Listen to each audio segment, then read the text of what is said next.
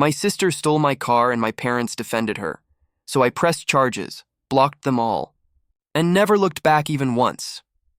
I was the guy who never got in trouble because I never gave them a reason to. Oldest son. Straight A student.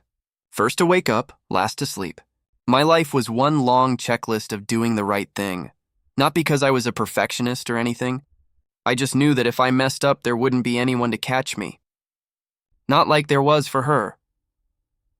My younger sister Ava was 3 years younger and somehow 10 times louder. She was the wild one. The fire starter. The girl who could burn down the living room and still be handed a popsicle for her creativity. Every rule I followed, she bent. Every boundary I respected, she broke, and my parents would just sigh, shake their heads, and call it just a phase. When I got my first job at 16, it was bussing tables for minimum wage at this greasy diner off Route 10. I saved every tip. Every quarter skipped prom to pick up extra shifts. By 19, I bought my own used Honda Civic. Not flashy, but it was mine. My freedom. My pride, Ava? She got her first car gifted to her at 17. A brand new white Corolla with a giant red bow on it like some kind of game show prize. She totaled it within 6 months. My parents replaced it twice. Different colors, same result. Bent frames, DUI warnings, late-night phone calls from cops who recognized our last name. I'd come home from night classes or 12-hour shifts and find her on the couch, scrolling TikTok, laughing, completely unfazed by everything she kept breaking, including trust. But somehow, she was always the one they worried about. I was the one they leaned on. I didn't resent her. Not yet, but I was starting to realize that in our family, being responsible just meant being invisible, and that was about to cost me more than I ever imagined. I used to think every family had some level of unfairness. Like maybe that was just the price of being the older sibling. But looking back, ours wasn't just unfair, it was ridiculous. When Ava got into a screaming match at school and nearly punched a teacher, my parents showed up with muffins for the staff and made excuses about her emotional regulation issues.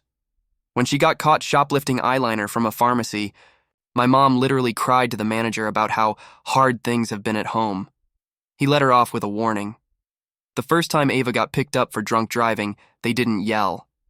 They didn't ground her. They hired a lawyer and took her out for pancakes afterward. When I stayed out 10 minutes past curfew once, 10 minutes, I came home to my dad sitting in the dark, seething. "You could have been in a ditch," he said, as if I hadn't just been helping a friend whose tire blew out. One night, my mom's wallet went missing. Credit card charges popped up the next day at some gas station Ava had been to. My mom said it must have fallen out of her purse. I said nothing. We all knew the truth, but saying it out loud would have made me the villain. Dinner conversations became minefields. Anytime I even hinted that Ava needed to take responsibility, I got the same line. "She's struggling. Be more understanding."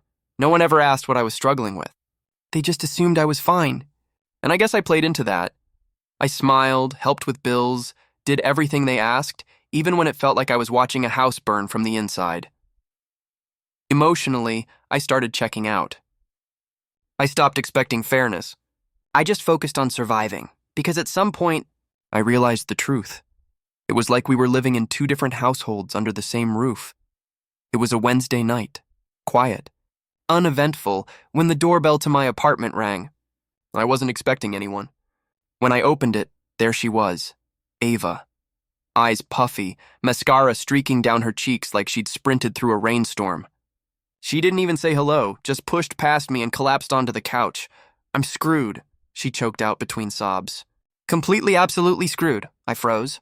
Ava showing up unannounced usually meant drama, but tears? That was new. I sat down across from her.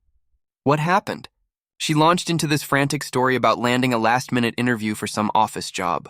She said it was the break she needed, that it was early tomorrow morning in another city, and her car was in the shop. She begged me to let her use mine. Just for the day. 2 hours tops. "I'll bring it right back," she promised, gripping my hand like a drowning person reaching for a lifeline. Every instinct in my body screamed, no. I knew her track record. But then she looked at me, eyes wide, trembling, whispering, "Please, this could change everything for me." And I folded. Like always. I handed her my keys, made her promise again, And like the idiot older brother I'd been trained to be, I even drove to the gas station to fill the tank for her so she wouldn't have to worry about it. She hugged me tight, whispered, "You won't regret this," and sped off into the night. The door clicked shut behind her, leaving this strange, uneasy silence in my apartment. For a moment, I convinced myself this time would be different, that maybe she'd grown up, that maybe I wasn't setting myself up for another disaster, but deep down, I think I already knew. That was the last time I saw my car for weeks. The first time I called her, it rang twice before going to voicemail. I figured she was driving. Gave her the benefit of the doubt. By the third missed call, I started to worry. By the sixth, when my text started showing red with no replies, I knew I'd been played. I called my mom, hoping maybe Ava had at least gone home. She picked up with that calm, almost annoyed tone, like I was bothering her during her shows. She said you let her borrow it. Is something wrong? Yeah, I said, pacing my apartment. She's had my car for 2 days. No calls, no updates. I need it for work. There was a long pause, then. Well, maybe she just needed it a little longer. She's under a lot of pressure right now. Don't be so dramatic. Dramatic! I was losing money every day I couldn't get to my job. I didn't have the luxury of treating this like a family squabble. I called the police, explained everything. Gave them her name, license plate, screenshots of my texts. Did you give her the keys willingly? The officer asked. Yeah, but only for a couple hours. Then it's a civil matter, he replied. Not theft. Unless you have it in writing that she was supposed to return it that same day, there's not much we can do. Civil matter. That phrase rang in my ears like a slap. The days dragged. I started Ubering to work until I couldn't afford even that. My boss docked my hours. Bills piled up. Groceries got lighter. Sleep got shorter. She didn't just take my car. She took my job, my sanity, and every ounce of goodwill I had left. This wasn't just a screw-up. It felt like sabotage. And it was working. I was down to instant noodles and borrowed rides when I got the message. A buddy from college sent me a DM that just said, "Dude, is this your car?" Attached was a screen-recorded Instagram story. There she was, Ava, posing in front of my Civic outside some trendy downtown club. Glitter dress, red Solo cup in hand, fake laugh echoing over loud music. And behind her? My car, clear as day, same dent in the passenger door. Same faded bumper sticker. She was twirling her keys like a trophy, giggling, "Rolling in style tonight, baby." I stared at the screen, jaw clenched so tight it hurt. This wasn't some job interview. She wasn't fighting for a second chance at life. She was treating my livelihood like a prop in her party photos. Worse, I could see the speedometer flashing in one clip, 95 mph on the freeway. She was flooring it, taking selfies, laughing like she was untouchable. I didn't yell. Didn't call. Instead, I posted a short, calm message on Facebook. If anyone sees Ava with my car, please remind her I need it back. It's been over a week. I'm missing work and bills are late. It wasn't angry, just factual. Polite, even. She replied an hour later with 4 crying, laughing emojis and nothing else. That's when something snapped. It wasn't just the car. It was the complete disregard. The way she looked me in the eye, begged for help, and then turned me into a joke for her followers. She didn't just take my trust, she spat on it, and I was finally done playing the forgiving brother. I didn't want to drag my parents into it again. But after seeing Ava joyriding in my car while I skipped meals to pay for bus fare, I had no choice. I texted them screenshots, the Instagram clips, her laughing at me in real time while burning through the last thing I owned of value. Then I called. My mom answered, sounding tired. "We saw the post," she said quietly. "Then you know," I replied. "You know she lied. She's not using it for a job. She's partying, speeding, I could lose my job. I already lost shifts." There was a pause. Then she sighed. "She's going through a rough time. Maybe this helps her feel a little normal." My ears rang. "Mom, this is theft. I didn't gift her my car. I loaned it for 2 hours, tops. That was almost 2 weeks ago." My dad grabbed the phone and said something I'll never forget. "It's just a car. Family is more important than stuff." I went quiet. Not because I agreed, because I realized just how little they saw me. You want me to lose my job over a car you won't help me replace? While Ava uses it to play cool girl of the week. His tone shifted, cold and commanding. Don't escalate this. Be the bigger person. Be the bigger person. I've heard that phrase my whole life. When she broke my laptop. When she stole money from my room. When she blamed me for her failing a class I didn't even take. It's what they say when they want you to shut up and sacrifice for someone who won't lift a finger for you. And this time? That phrase didn't guilt me, it broke something inside me. I stared at my laptop for a long time before I did it. Screenshots open in one tab. Texts where she promised to return the car. Instagram stories of her driving it like she stole it, because she did. Bank alerts. Missed shifts. Her laughing emojis in response to my public plea. Every tab was a wound, and I clicked through them like I was counting bruises no one else could see. It felt surreal walking into the police station. The air was stale and fluorescent. A woman behind the desk looked up and asked, "What can I help you with?" My voice cracked. "I need to file a report." My car was taken. I told the officer everything. I showed him the messages. The timeline. I explained how I'd loaned it for 2 hours, not 2 weeks. How she'd vanished, ignored every message, and was clearly abusing it. He studied the photos, nodded slowly, and asked, "She your sister?" "Yeah. You sure you want to do this?" I hesitated, and then, for the first time in my life, I said, "Yes." Filing that report felt like cutting an invisible cord that had been choking me since childhood. My hand was shaking as I signed the paperwork, but I didn't stop. They took everything. Evidence, license plate number, her last known location. Said they'd begin trying to locate the vehicle. I walked out of there feeling cold, numb, like I just signed the final chapter in whatever was left of our family. I didn't want revenge. I wanted my life back. I wanted myself back because if they weren't going to hold her accountable, then I would. 3 days after filing the report, I got a call from the local precinct. They found my car, abandoned in a Walmart parking lot 2 cities over. The bumper was cracked, the rearview mirror dangling by wires, and the gas tank was so empty it barely sputtered onto the tow truck. There were makeup wipes, fast food wrappers, and half a bottle of tequila in the passenger seat, but no Ava. I should have felt relief. Instead, I felt hollow. Then my phone buzzed. A text from her. "You're dead to me." No explanation. No apology. Just pure rage. Like I was the traitor for calling the cops on a car she never had permission to keep. Within the hour, my mom called, sobbing. "Ava's devastated," she choked out. "She says you humiliated her." "Why would you do this to your sister?" I was speechless. "Why would she steal from me?" "She was scared. She didn't know how to face you. You backed her into a corner. You made it worse. There it was again. The rewrite. The gaslight. Not one person asked if I was okay. Not one, 'I'm sorry this happened.' Instead, I got guilt-tripped for protecting myself. That's when it finally clicked. I was never the favorite. I was just the most useful. The quiet one. The fixer. The golden boy until I stopped being convenient. The moment I stopped sacrificing for them, I became the enemy. They weren't mad that Ava stole from me. They were mad I stopped letting her. And from that moment on, I knew there was no going back. It started with silence, no calls. No texts, just nothing. I tried sending one final message, just one, to my mom. Something like, "I'm done trying to defend myself. I just want peace." It didn't go through. iMessage turned green, blocked. I checked my dad's number. Same thing, then my sister. Blocked there too, it was almost laughable. They had stolen from me, lied to me, gaslit me, and I was the one being erased. Within a few days, I started getting messages from cousins and aunts I hadn't spoken to in years.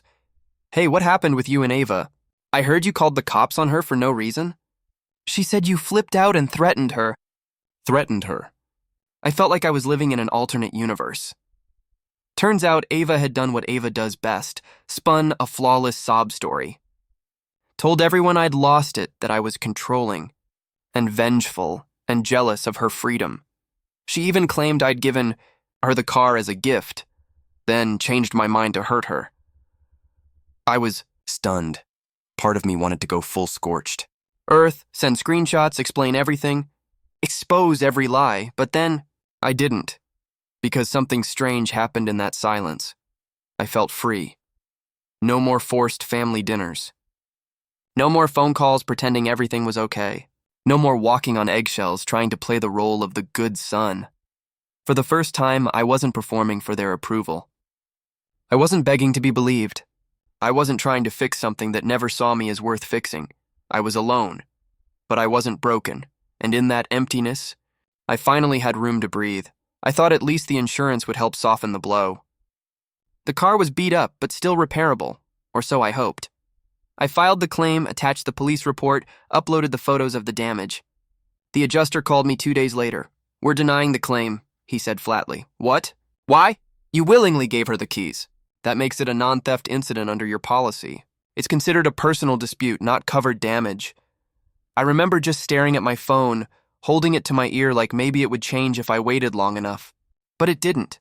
The estimate came back, $12,100, money I didn't have. Not even close, so I took the bus. Woke up an hour earlier to make it to work on time. Worked double shifts just to afford groceries. I lived on ramen noodles and stress headaches. My paycheck barely covered rent. My phone screen was cracked, my shoes had holes, and I avoided looking in mirrors because I hated what I saw. This ghost of a guy who used to have his life together. One night, I missed the last bus home. It started raining, hard. No umbrella, no ride, just me and a mile-long walk in soaked clothes. I sat on a curb, drenched, shivering, backpack clutched to my chest like it was the last thing I owned. I wanted to scream. Not out of anger, just exhaustion, grief, hurt, not just at Ava, at all of them. They didn't just steal my car, they stole my safety, my dignity, my illusion that I was ever truly protected, and in that moment, soaked and small, I finally saw the truth. They were never going to come save me. There was no dramatic goodbye. No angry voicemail. No final message typed out and deleted 3 times. I just stopped, deleted every number, blocked every account, removed their names from my emergency contacts, took down the childhood photos from my fridge, boxed them up, shoved them in the back of my closet like memories I wasn't ready to burn, but couldn't bear to see. It wasn't about punishing them. It was about saving what was left of me. I didn't make a social media post. Didn't tell friends or family. I didn't want opinions, advice, or guilt trips. I just wanted quiet. I started journaling every night, sometimes just 1 sentence. Other times, pages spilled out like I'd been waiting my whole life to tell someone the truth, even if that someone was a spiral notebook from Dollar Tree. I found a low-cost therapy center through work. My first session, I didn't cry. I didn't even talk much. I just sat there, unsure of where to start. But walking out of that building felt like I'd set down a backpack filled with bricks. I opened a savings account, walked to work, read books again, started choosing what I ate, not what I could afford. I learned to sit in silence without checking my phone for their approval. I wasn't healed, but I was healing, and for once, I was choosing peace over pleasing, because the truth hit me one night as I stared at the ceiling. Listening to rain tap the window pane like a lullaby, if they ever loved me. They wouldn't have let it get this far. I didn't want to do it out of revenge. I wasn't trying to ruin her life, but I was tired of pretending like what she did didn't matter. So I filed a claim in small claims court. Damages, lost wages, emotional distress. I spent hours gathering everything. Text messages, police reports, screenshots, repair estimates, even my work schedule to show the income I'd missed. When the court date came, I showed up in a wrinkled button-down and nerves that wouldn't stop shaking. My hands were clammy, my stomach in knots. She didn't show. Not a text. Not a call, nothing. The judge reviewed my documentation, asked a few brief questions, then looked me in the eye and said, "You've been through a lot. Judgment granted in your favor." It was surreal. I walked out of that courtroom with a piece of paper that said she owed me $2,600, legally binding, enforceable. That wouldn't fix everything, but it meant something. Did I expect her to pay? Not for a second. But it wasn't about the money anymore, it was about the principle. About standing up for myself after years of bending over backwards for someone who never once said thank you. About not swallowing the lie that family means letting them walk all over you. In that moment, I wasn't just doing it for me, I was doing it for every older sibling who got told to be the bigger person. For every kid who had to clean up someone else's mess in silence. For every responsible one who got punished for doing the right thing. This wasn't payback, it was closure. And for the first time in a long time, I walked away with my head held high. It had been about 5 months since I'd cut them all off when the messages started trickling in. First was my aunt, the one who always sat quiet at family dinners but never defended me. She messaged me late one night. "Your mom cries about you every day. She's heartbroken. Just thought you should know." I stared at it for a long time. Then came one from my dad. "Let's talk man to man. Enough of this drama. Family's family." That one almost made me laugh. There was no apology. No acknowledgement. Just the same recycled guilt wrapped in new packaging. I didn't reply. I didn't need to. I knew what they were doing. They weren't reaching out to make things right. They were reaching out because the silence had become inconvenient. Because my absence had become harder to explain than my presence ever was. They wanted resolution without responsibility. Forgiveness without truth. Closure without accountability. And I've learned that's what toxic people mean when they say move on. What they really mean is, let's pretend none of this hurt you. But it did. I lost months of income. My sense of safety. My dignity. And for what? So they could preserve their illusion of family while sacrificing mine? No thank you, I don't hate them. I don't even wish them harm, but I know better now. Some bridges aren't meant to be rebuilt. They should be left in ashes. 13 months. That's how long I saved every tip, every overtime shift. Every weekend I said no to going out, and every dollar I moved into a high-interest savings account while eating $1 frozen meals. I tracked every cent like it was sacred, because to me it was. And then one day I opened my banking app and saw the number I'd been waiting for, enough to buy a used car. No loan, no cosigner, no debt, just me. I found her on a quiet lot just outside town. A 5-year-old Toyota, nothing fancy. Silver, a few scratches, 100K miles on her, but she ran like a dream. Clean interior. No leaks, no lies. I handed over a manila envelope of cash to the guy, signed the title, and took the keys with both hands like I was holding a newborn. Driving her off the lot, I felt a lump rise in my throat. Not from sadness. From relief, no more bus transfers. No more borrowing. No more walking home in the rain feeling like the punchline to someone else's joke. This one was mine.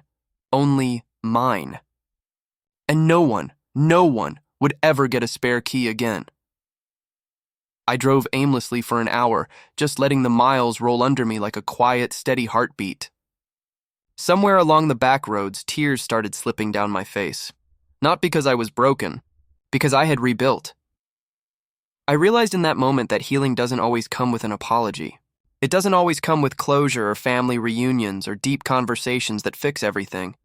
Sometimes healing just looks like driving home in silence. Windows down, knowing the road ahead belongs to you and only you. This wasn't revenge. This was resurrection, and I earned every mile. Sometimes I sit in my new car, parked outside my apartment, and just breathe, no destination, no pressure, just quiet. I think about everything that's happened, not with bitterness, not with rage, but with a kind of distant clarity. Like rereading a chapter in a book you used to cry over, and now you just nod and turn the page. I'm not angry anymore. I used to be. God, I used to burn with it. At my sister. At my parents, at myself. That kind of anger that crawls into your lungs and makes every breath feel like a fight. But now, I'm just done. Done chasing love from people who only gave it conditionally. Done begging for understanding from people who never cared to understand.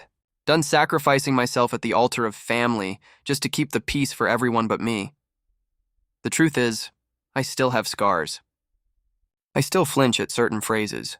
Still overthink simple decisions because for so long, I was taught that everything was my responsibility and nothing was ever enough. But those scars don't control me now. They don't drive me. They remind me of who I am, of what I survived, of how far I've come. I've learned that peace doesn't always look like a happy ending. Sometimes peace is a locked door, a blocked number, a seat at a table you built for yourself, and yeah, maybe that peace came at a cost. Maybe I lost a version of family I always wished existed. But you know what? Sometimes your peace costs the people who broke you. And that's okay. Last week I drove out to the edge of town, just past the old highway where the sky opens up wide and the sun feels a little closer to the ground. I parked the car, my car, on a dirt patch overlooking the hills, killed the engine, and sat there in silence as the sky turned gold, then rose, then deep burning orange. The kind of sunset that makes the whole world hold its breath. I sat there with the windows down, keys resting in my palm. They were warm from the drive. Heavy but solid, like a symbol of everything I'd rebuilt from ashes, and I realized something, right then and there. I don't hate them. Not Ava. Not my parents.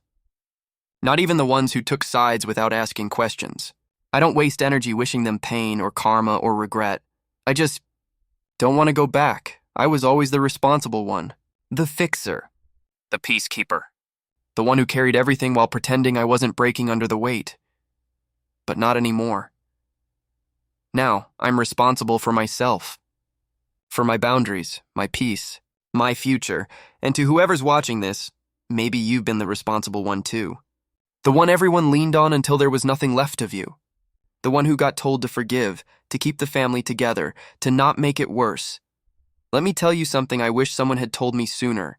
If your family breaks you, you're allowed to leave. You're allowed to heal. You're allowed to choose yourself, even if it means walking alone, because walking away isn't weakness, it's survival. It's growth. It's freedom. The sun dipped below the hills and the sky went quiet. I turned the key. Put the car in drive, I never looked back. And I never will.